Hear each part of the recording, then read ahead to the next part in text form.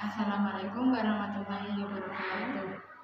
Perkenalkan, nama saya Alfi Nurrahma dan saya Wayes Kafa. Kami dari kelas 1F Prodi PAI. Kami di sini akan membuat video atas tugas dari Bu Nia, Matkul Aswaja. Oke, baiklah. Untuk pertama, saya akan bertanya pada Mbak Wayu, apakah sih yang dinamakan NU itu?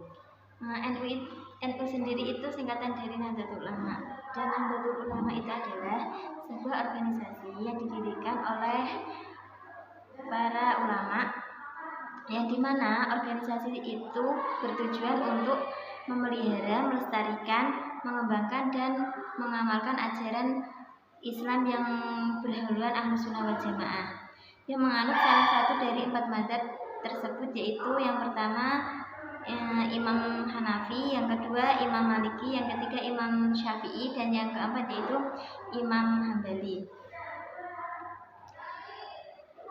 Oke, terima kasih. Untuk pertanyaan kedua, siapa saja tokoh-tokoh yang berperan di balik berdirinya Nahdlatul Ulama? Oke. Ada banyak tokoh-tokoh sih yang berperan dalam di balik berdirinya organisasi Nahdlatul Ulama itu. Yang pertama yaitu Kiai Haji Hasyim Asy'ari.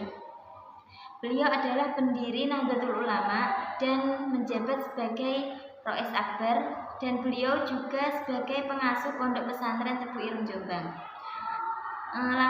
Kiai Haji Hasyim Asy'ari juga termasuk salah satu pahlawan nasional yang dipilih langsung oleh Bapak Presiden pertama, yaitu Ir Soekarno.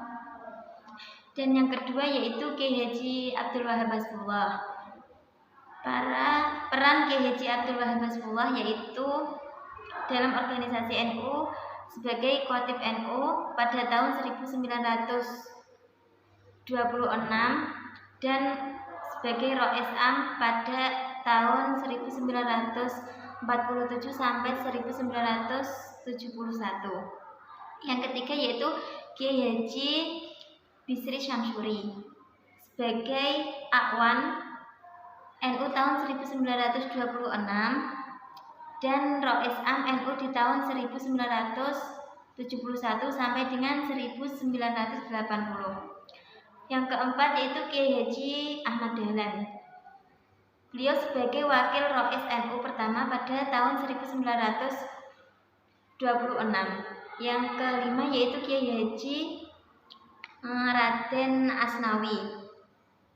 Beliau sebagai Mustasyar NU pertama pada tahun 1926. Yang keenam yaitu Kiai Haji Ridwan Abdullah. Beliau adalah salah satu tokoh pendiri Nahdlatul Ulama yang telah menciptakan lambang atas perintah Kiai Haji Wahab Hasbullah. Yang terakhir yaitu Kiai Haji Mas Alwi bin Abdul Aziz. Beliau adalah pencetus nama Nahdlatul Ulama, dan itulah tokoh-tokoh yang berperan dalam organisasi Nahdlatul Ulama tersebut. Baiklah, terima kasih atas jawaban pertanyaan yang kedua. Lanjut pertanyaan yang ketiga. Dalam Nahdlatul Ulama itu kan ada sebuah fikroh yang dinamakan fikroh An-Nadiyah. Dan apa sih yang dinamakan fikroh An-Nadiyah tersebut? Fikroh An-Nadiyah itu adalah kerangka berpikir yang didasarkan pada ajaran Ahlus Sunnah wal Jamaah yang dijadikan landasan berpikir Nahdlatul Ulama atau Khithah Nadiyah untuk membentuk perjuangan dalam rangka perbaikan umat. Oke, selanjutnya saya akan kembali bertanya kepada Mbak Alfi. Saya ingin bertanya, apa sih yang dimaksud dengan hadis dhaif itu? Hadis doif. Hadis doif adalah hadis yang di dalam hadis tersebut itu tidak terdapat syarat-syarat hadis hasan dan juga tidak terdapat syarat-syarat hadis sahih. Dan para ulama juga berpendapat bahwa hadis sahih adalah hadis yang terputus sanadnya atau di antara perawinya itu ada yang cacat. Maka dari pengertian tersebut dapat diambil kesimpulan bahwa hadis doif adalah hadis yang ditolak atau tertolak dan tidak dapat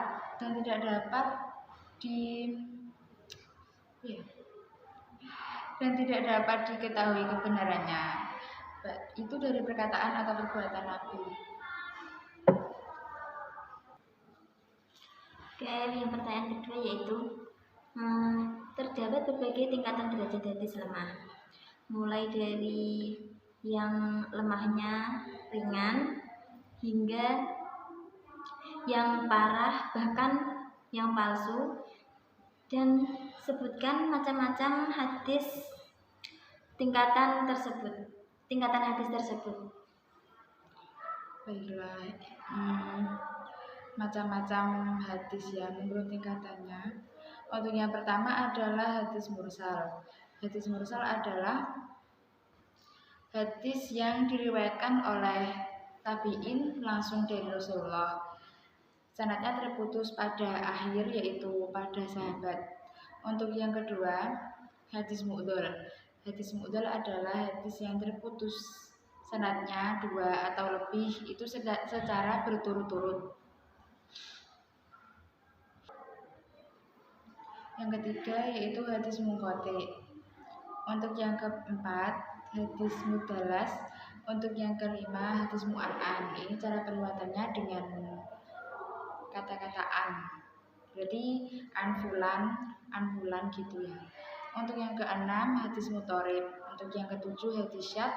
Untuk yang kedelapan, hadis mungkar. Untuk yang kesembilan, hadis matruk. Untuk yang kesepuluh, hadis maudhu. Untuk yang ke-11 hadis batil. Untuk yang ke-12 hadis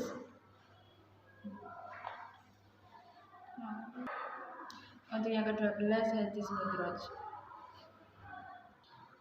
Oke, terima kasih atas penjabarannya. Dan selanjutnya saya akan bertanya lagi. Apa sih hadis dhaif? Apakah hadis dhaif itu boleh diamalkan? Menurut Imam Ahmad bin Hanbal, hadis dhaif itu boleh diamalkan dengan 3 syarat. Untuk yang pertama, hadis itu tidak terlalu dhaif atau periwayatnya tidak terkenal sebagai pendusta, tidak fasik, dan orang yang tidak dikenal melakukan kesalahan-kesalahan. Untuk syarat yang kedua, isi hadis tersebut termasuk dalam kaidah-kaidah yang umum atau prinsip umum yang terdapat dalam Al-Quran dan hadis, sehingga tidak menyelisihi keduanya. Untuk syarat yang ketiga, hadis itu dijalankan untuk berhati-hati saja dan tidak meyakini hadis itu bersumber dari Nabi. Terima kasih. Sekian dari kami. Apabila ada salah kata, kami mohon maaf yang sebesar-besarnya. Cukup sekian yang dapat kami sampaikan atas jawaban tadi. Wassalamualaikum warahmatullahi wabarakatuh.